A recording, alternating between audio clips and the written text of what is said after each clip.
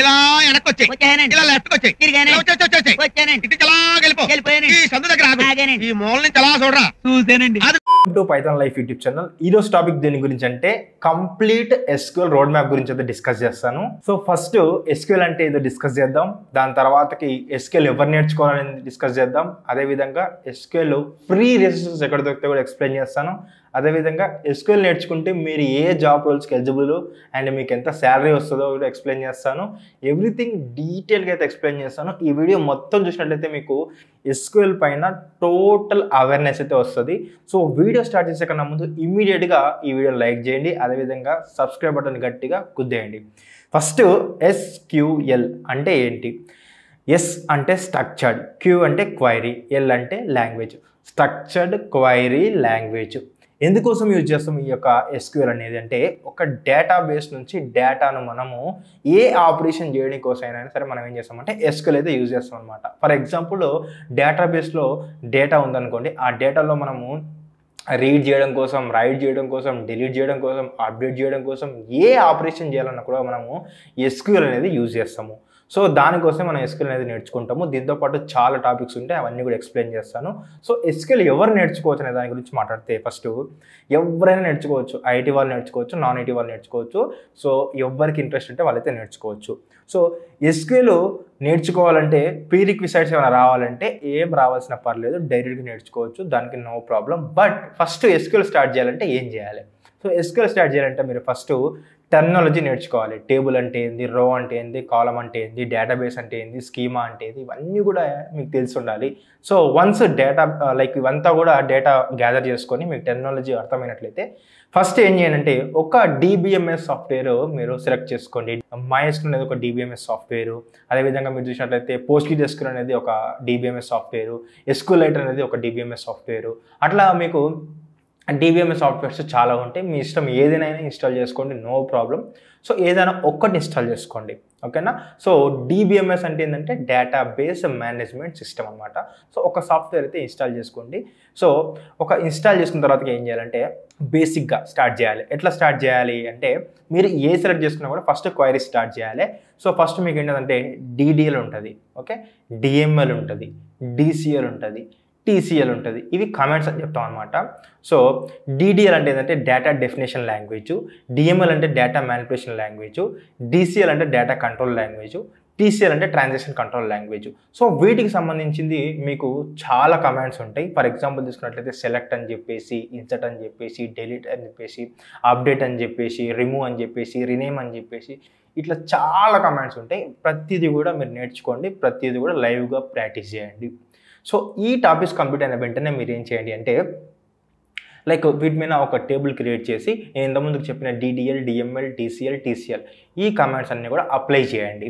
So ఇవి చాలా చాలా ఇంపార్టెంట్. ప్రతి ఇంటర్వ్యూలో, ప్రతి డెవలప్మెంట్లో మీకు ఏ ఎస్క్యూఎల్ సంబంధించిన ఏ ఇంటర్వ్యూ క్వశ్చన్ అడిగినా కూడా నేను చెప్పిన ఈ DDL, DML, DCL, TCL పక్కాగా అడుగుతారు. ఈ కమాండ్స్ ఇవి అయితే పక్కాగా నేర్చుకోవాలి. సో ఇవి నేర్చుకున్న తర్వాత ఏం చేయాలంటే ఒకటి గుర్తుపెట్టుకోండి, ఇవి నేర్చుకున్న వెంటనే మీరు లైక్ అగ్రిగేషన్స్ నేర్చుకోవాలి. అగ్రిగేషన్ అంటే ఏంటంటే లైక్ అగ్రిగేషన్ ఫంక్షన్స్ అని చెప్తాము. సమ్ అని చెప్పేసి, కౌంట్ అని చెప్పేసి, మిన్ అని చెప్పేసి, మ్యాక్స్ అని చెప్పేసి ఇట్లా ఉంటాయి అనమాట. సో ఇవి మీకు చాలా చాలా ఇంపార్టెంట్, ఇవి పక్కాగా మీరు నేర్చుకోవాలి. వీటితో పాటు మీరు ఏం నేర్చుకోవాలంటే కీస్ నేర్చుకోవాలన్నమాట. కీస్ అంటే ఏంటంటే మీకు ఒక టేబుల్ క్రియేట్ చేసినప్పుడు మీరు కీస్ అప్లై చేస్తారు. సో దానిలో మీకు చాలా కీస్ ఉంటాయి, like primary key, foreign key, candidate key అని చెప్పేసి అట్లా చాలా కీస్ ఉంటాయి. సో కీస్ మీద కూడా బాగా ఫోకస్ చేయండి. సో ఇంతవరకు అయితే బాగా ప్రాక్టీస్ చేయండి. నెక్స్ట్ టాపిక్స్ ఏం నేర్చుకోవాలంటే మీరు జాయిన్స్ మీద బాగా ఫోకస్ చేయండి. జాయిన్స్ కూడా చాలా చాలా ఇంపార్టెంట్. జాయిన్స్లో కూడా మీకు inner join, outer join, left join, right join, so ఇట్లా మీకు చాలా జాయిన్స్ ఉంటాయి. జాయిన్స్ పైన కూడా బాగా ఫోకస్ చేయండి. జాయిన్స్ అనేది కూడా చాలా చాలా ఇంపార్టెంట్. నెక్స్ట్ వచ్చేసరికి మీరు ఏంటంటే ఇవన్నీ కంప్లీట్ చేసిన తర్వాతకి, ఇవన్నీ ప్రాక్టీస్ చేసిన తర్వాతకి, ఇవన్నీ ప్రాక్టీస్ చేసిన తర్వాతకే ఈ టాపిక్ ముట్టుకోండి. ఈ టాపిక్ నేమ్ వచ్చేసరికి ఏంటంటే సబ్ క్వైరీస్ అనేది ప్రీవియస్ అన్ని టాపిక్స్ నేర్చుకున్న తర్వాతకే ముట్టుకోండి. ఎందుకంటే సబ్ క్వైరీస్ అనేది మీరు ప్రీవియస్ టాపిక్స్ అన్ని నేర్చుకుంటేనే ఇది వస్తుంది అనమాట. దాని తర్వాత మీరు ఏం నేర్చుకోండి, స్టోర్డ్ ప్రొసీజర్స్ నేర్చుకోండి, అండ్ అదేవిధంగా వ్యూస్ నేర్చుకోండి, ట్రిగర్స్ నేర్చుకోండి, కర్సర్స్ నేర్చుకోండి. ఈ టాపిక్స్ అనేది చాలా చాలా చాలా ఇంపార్టెంట్. దాంతోపాటు మీరు ఏం నేర్చుకోండి అంటే మెయిన్లీ ట్రాన్సాక్షన్స్ కాన్కరెన్స్ అని చెప్పేసి ఒక టాపిక్ ఉంటుంది. దానిలో మీకు ఆసిడ్ ప్రాపర్టీస్ అని ఉంటుంది అనమాట. ACID యాసిడ్ ప్రాపర్టీస్ అని ఉంటాయి. సో ఈ ప్రాపర్టీస్ అనేది మీరు చాలా ఫోకస్ చేయండి. ఇవి చాలా చాలా ఇంపార్టెంట్.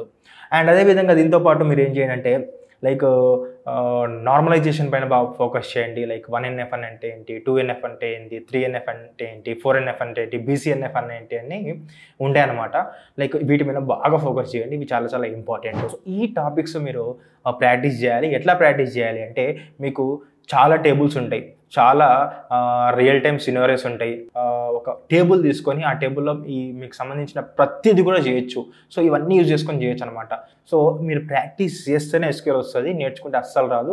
చదివితే ఈజీగా ఉంటుంది, బట్ ప్రాక్టీస్ చేస్తేనే వస్తుంది. అండ్ సింటాక్స్ అనేది చాలా చాలా ఇంపార్టెంట్ ఇక్కడ కమాండ్ రాసినప్పుడు. ఎందుకంటే ఒక చిన్న మిస్టేక్ చేసినప్పుడు మీకు ఎర్రర్ వస్తుంది.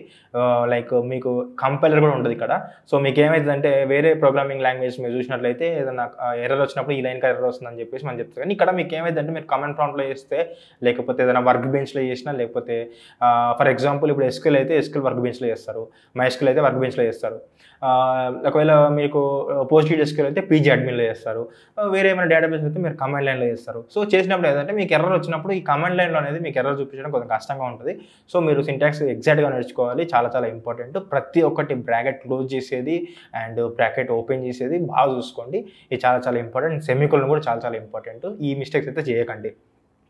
సో ఇది టోటల్గా SQL సంబంధించిన రోడ్ మ్యాప్. ఇవైతే మీరు పాటించండి.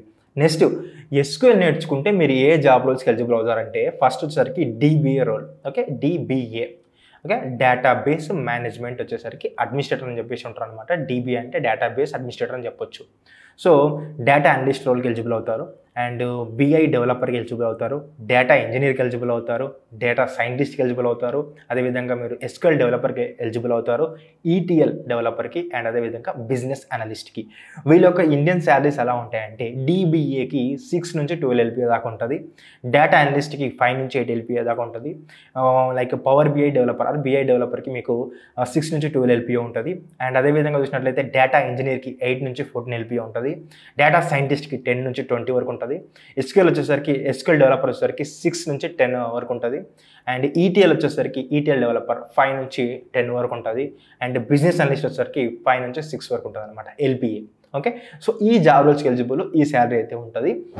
సో నేను SQL నేర్చుకోవాలనుకుంటున్నాను. ఎక్కడ నేర్చుకోవాలంటే సింపుల్గా ఇవన్నీ నేను చెప్పిన టాపిక్స్ అన్నీ కూడా నీట్గా తెలుగులో మీరు నేర్చుకోవాలనుకుంటే ఎవ్రీథింగ్ ఎట్లా ఇన్స్టాల్ చేసుకోవాలి, ఎట్లా DDL కానీ DCL కానీ అదేవిధంగా DML కానీ TCL కానీ కమాండ్స్ ఎట్లా రన్ చేయాలి, ఎవ్రీథింగ్ సబ్ క్వైరీస్ గురించి డీటెయిల్ ఎక్స్ప్లెనేషన్, జాయిన్స్ గురించి అన్నీ కూడా మన ఛానల్లోనే ఉన్నాయి.